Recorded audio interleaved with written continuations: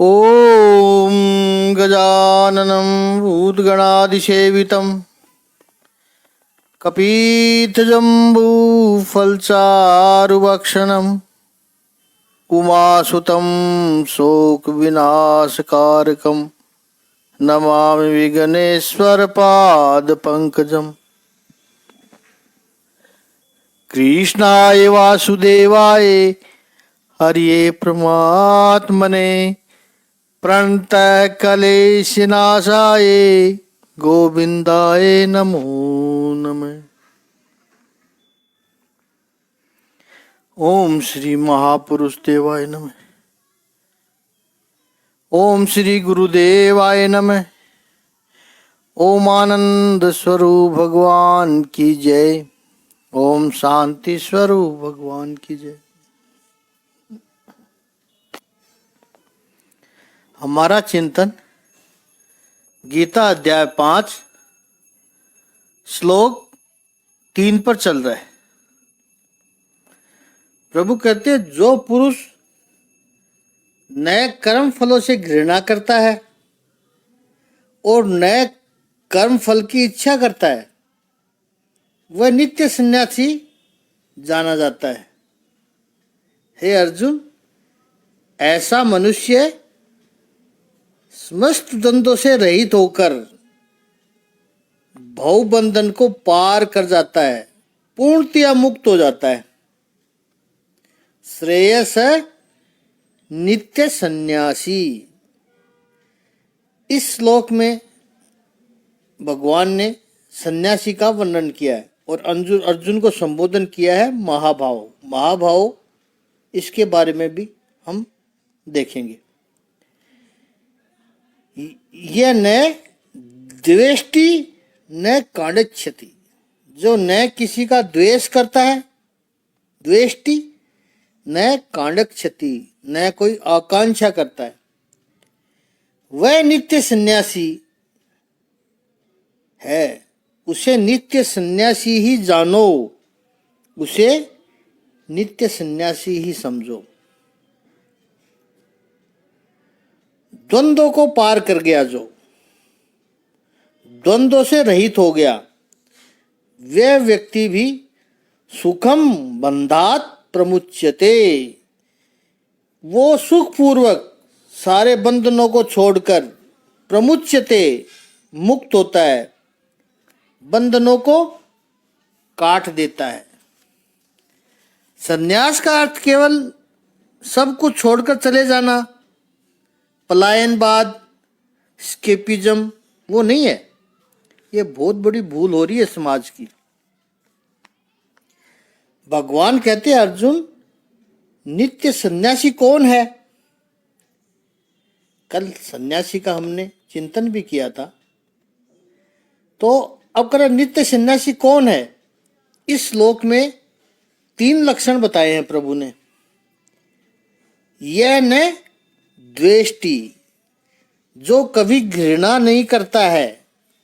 भाष्यकारों ने नित्य सन्यास का विरुद्ध शब्द बताया, नाम सन्यासी, केवल नाम मात्र का सन्यासी। नित्य सन्यासी घृणा नहीं करता है, तो नाम सन्यासी घृणा करता है। उसकी भाषा में ही द्वेष आएगा, तिरस्कार आएगा। उसको नहीं देखेंगे, ये खराब है, ये नरक है, ये बुरा है, ये माया का बंधन है। अरे तुम सब में द्वेष कर रहे हो तो तुम नित्य सन्यासी नहीं हो।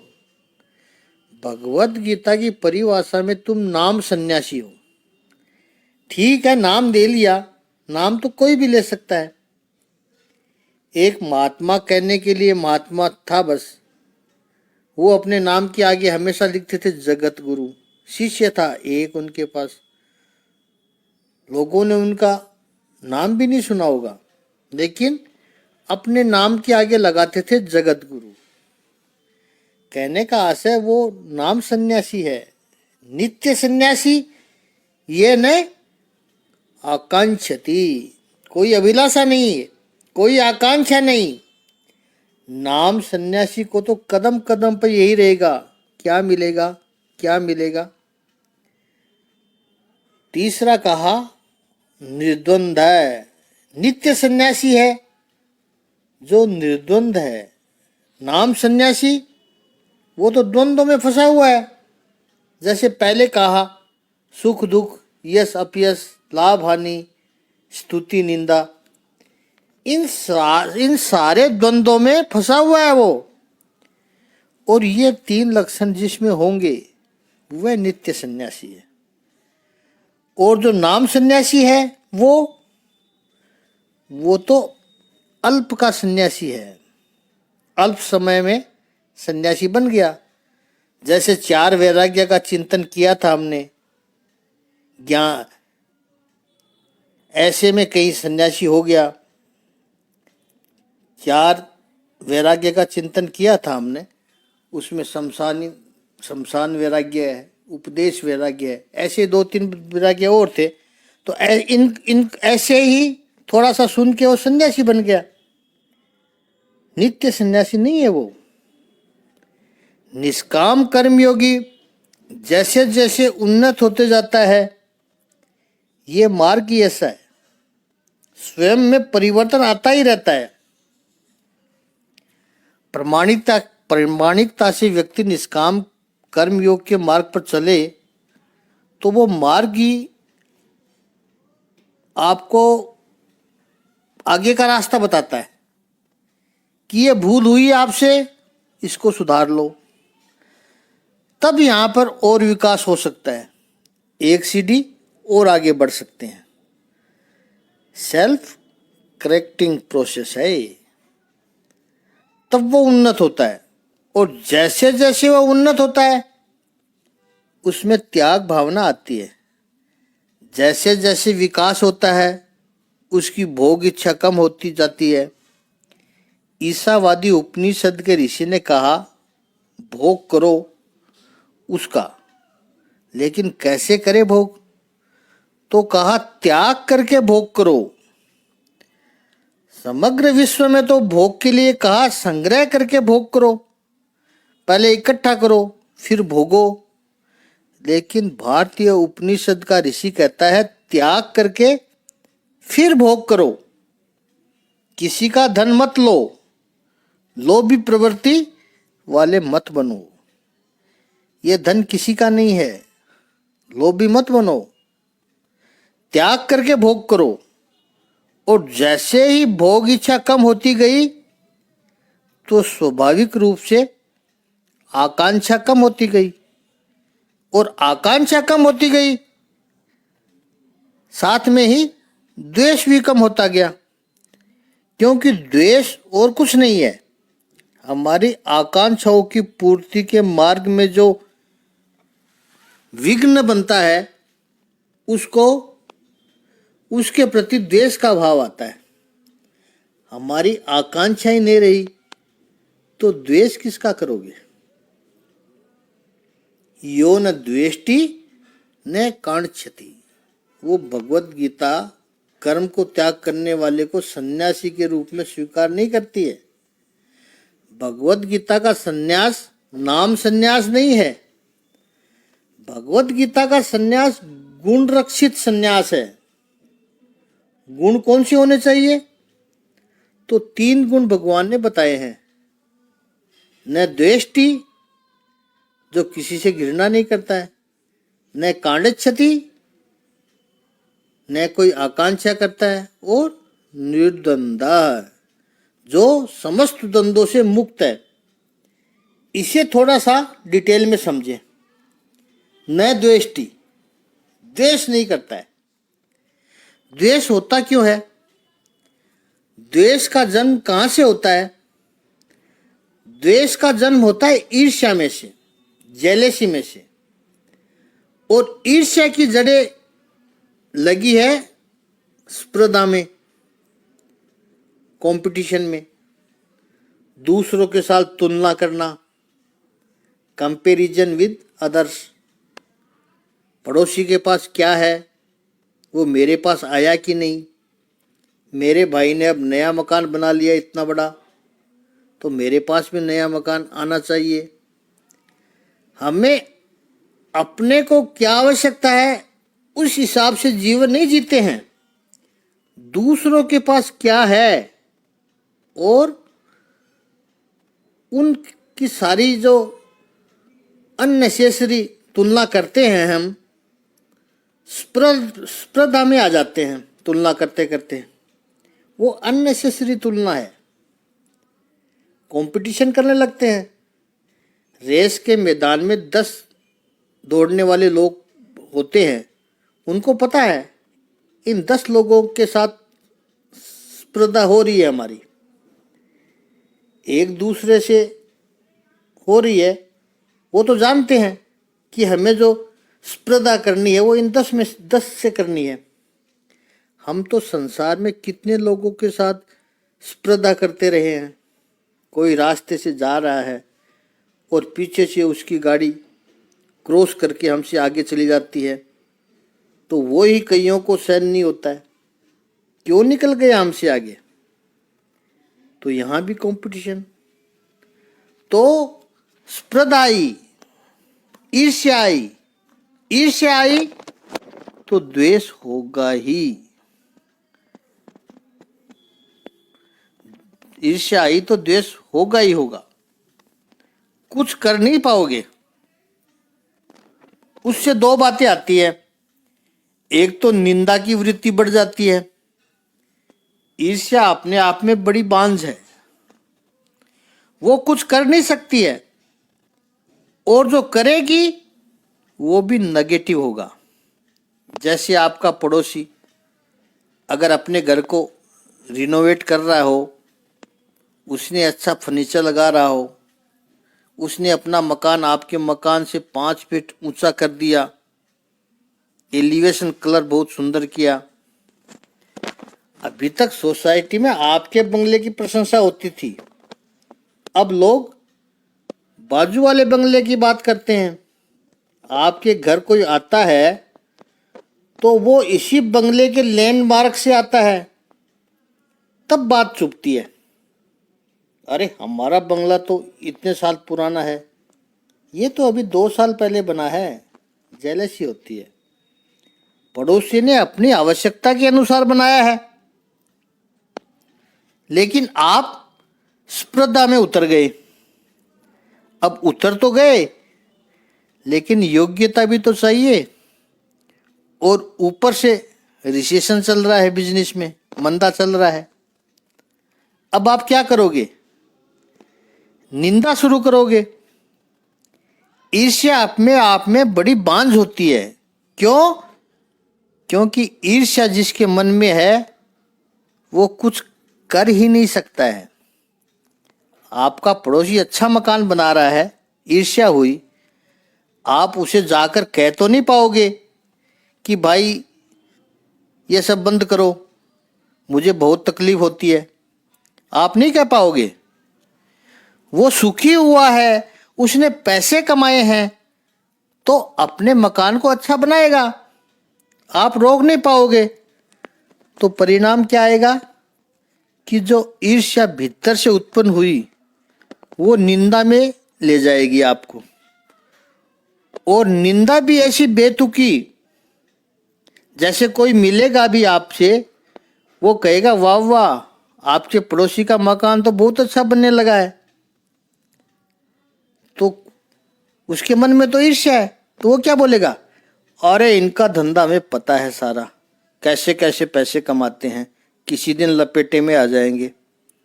आपसे किसने पूछा कि इनका धंधा क्या है?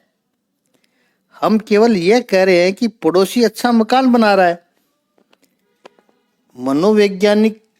मनोविज्ञान का हम दर्शन करें, आप में नहीं ये सब बातें, इसलिए कह रहे हैं कि क्यों भगवान श्री कृष्ण को कहना पड़ा कि जो नित्य सन्यासी है वो यौन द्वेष्टि हो।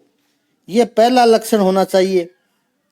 जब हम सभी ग्रंथों का समुच्चय करें तो श्रीमद् भागवत के प्रथम स्कंद के प्रथम अध्याय के दूसरे श्लोक में प्रथम श्लोक में तो मंगलाचरण किया है, और ये भागवत धर्म किसे प्राप्त होगा, तो वेद व्यास जी ने दूसरे श्लोक में लिखा। पहली लाक्षणिकता कही कि धर्म की ये भगवत विद्या, ये भगवत दीक्षा, ये भगवान श्री कृष्ण की कृपा किस पर बरस सकती है, इस परम सत्य को कौन प्राप्त कर सकता है। निर्मत्सर जो हो, जो निर्मत्सर हो, निर्मत्सर जो ईर्ष्या रहित हो। इतना महत्व ईर्ष्या का, हाँ जी, ईर्ष्या का इतना महत्व है, क्योंकि ईर्ष्या पूरे व्यक्तित्व को नष्ट कर देती है। आग तो व्यक्ति को बाहर से जलाए, ईर्ष्या व्यक्ति को भीतर से जलाकर खत्म कर देती है। इसीलिए आपने देखा, जो व्यक्ति ईर्ष्यावान है उसके चेहरे पर कभी तेज होता ही नहीं है, दिखेगा ही नहीं, क्योंकि वो सुख नहीं देख सकता, किसी का विकास नहीं देख सकता है। संसार में सब लोग सुख के लिए, विकास के लिए प्रयास करेंगे, वो सुखी हो रहे हैं, और ये बेकार में ही दुखी हो रहा उनको देख देख के। किसी ने इसका कुछ भी नहीं बिगाड़ा, फिर भी दुखी हो रहा है। भगवान श्री कृष्ण कहते हैं संन्यास है।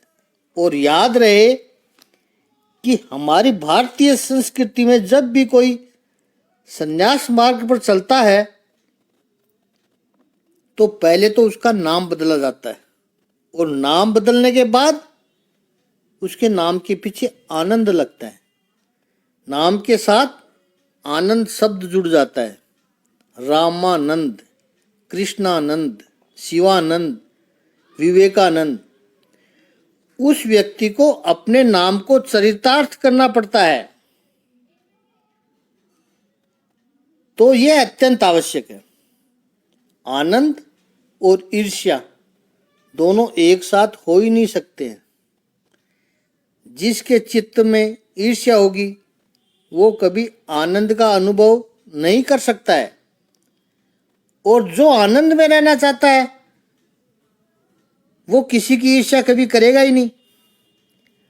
दूसरों के सुख में जो सुखी होना सीख गया वो यौन द्वेष्टि द्वेष नहीं करेगा। तो पहली बात, ईर्ष्या की वजह से निंदा का स्वभाव होगा। दूसरा, बिना कारण वैर की भावना बढ़ती है, दुश्मनी बढ़ती है। देखा होगा आपने भी। ये पड़ोसी के मकान का दृष्टांत को थोड़ा सा आगे बढ़ाएं हम, तो ईर्ष्या हो रही है पड़ोसी को, क्योंकि उसका पड़ोसी का मकान ठीक हो रहा है। कह तो नहीं सकते कि तुम मकान बनाना बंद कर दे, मत बना, लेकिन उसको कहेगा कि ये तेरी रेती सीमेंट हमारे कंपाउंड में आ रही है, ये तुम्हारी धूल उड़ के हमारे घर में आती है। अननेसेसरी दुश्मनी लेगा। तकलीफ धूल से नहीं हो रही है, तकलीफ तेरे को मकान बनाने से हो रही है, ईर्ष्या हो रही है। तो ये व्यक्ति नित्य सन्यासी नहीं बन सकता है। नित्य सन्यासी सभी के लिए मंगल कामना करता है। सर्वे भवन्तु सुखिनः सर्वत्र सुखिनः सन्तु। ये भारतीय संस्कृति की भावना है। भारतीय संस्कृति की महानता है कि मैं पूजा, उपासना, जप ये सब एक व्यक्ति करता है। पूजा उपासना ये सब एक व्यक्ति करता है, लेकिन मांगता सभी के लिए है।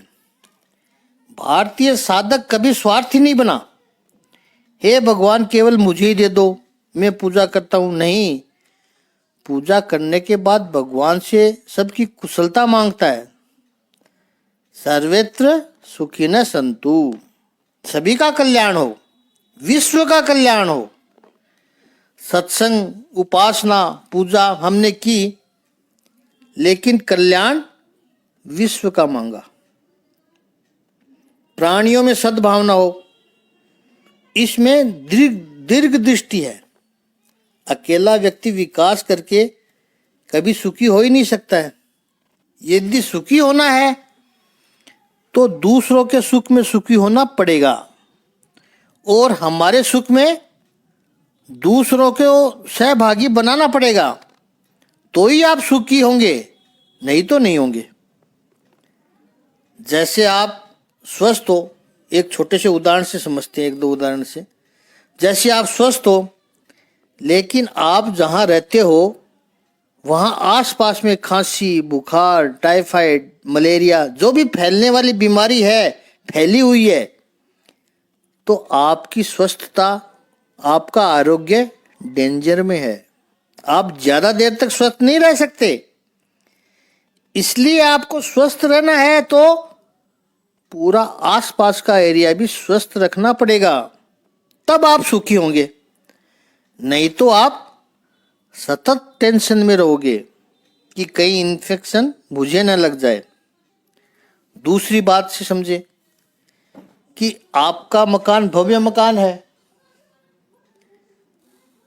10,000 स्क्वायर फीट में भव्य मकान बना हुआ है।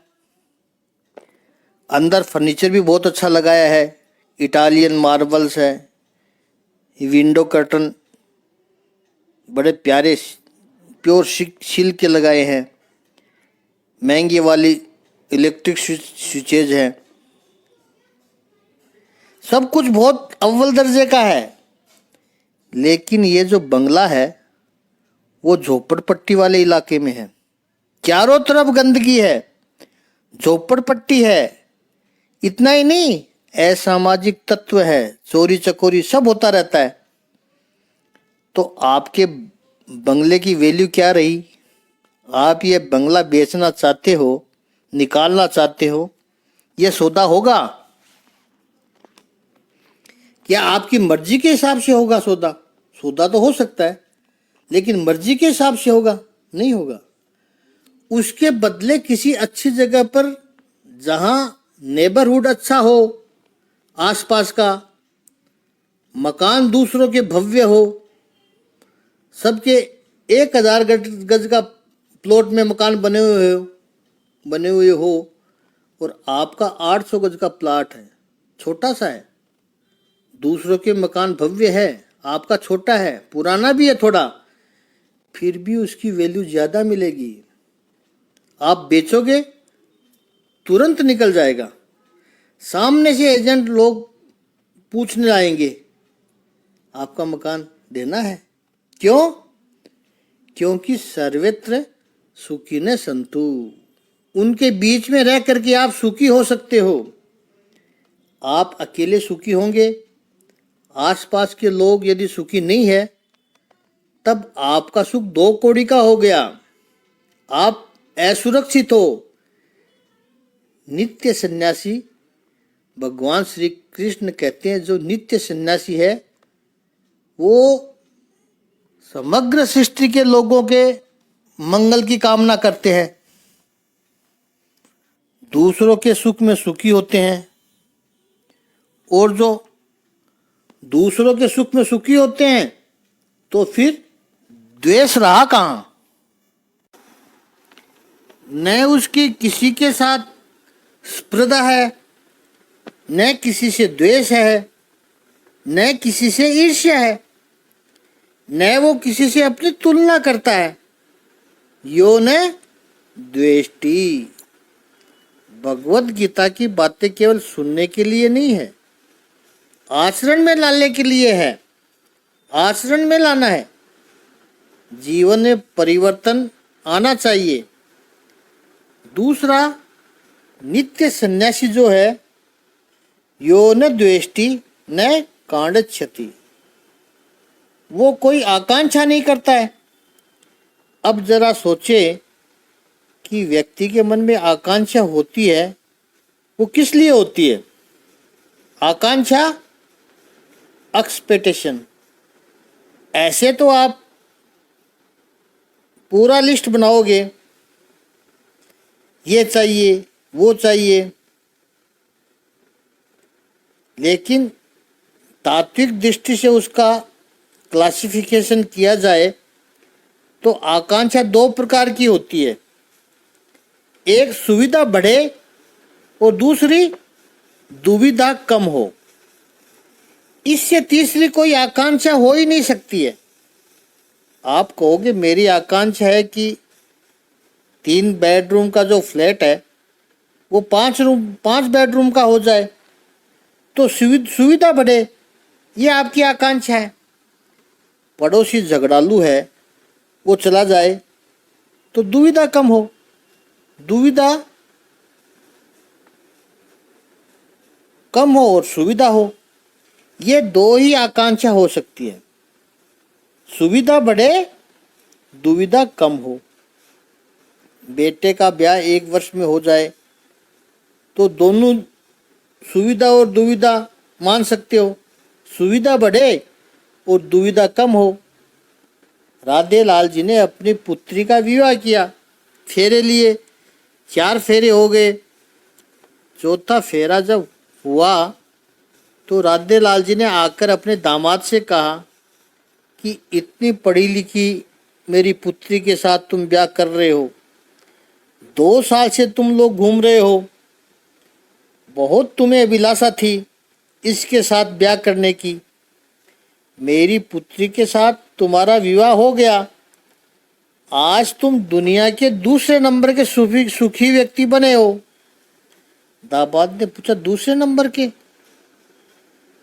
तो पहले नंबर का कौन है? तो राधे लाल जी ने कहा पहले नंबर का हूं मैं, ये भला मेरे सर से टली, पहले नंबर का सुखी मैं हूं। तो आप पर निर्भर करता है। आकांक्षा व्यक्ति की 2 प्रकार की होती है, लेकिन सुख सुविधा बढ़े और दुख या दुविधा कम हो।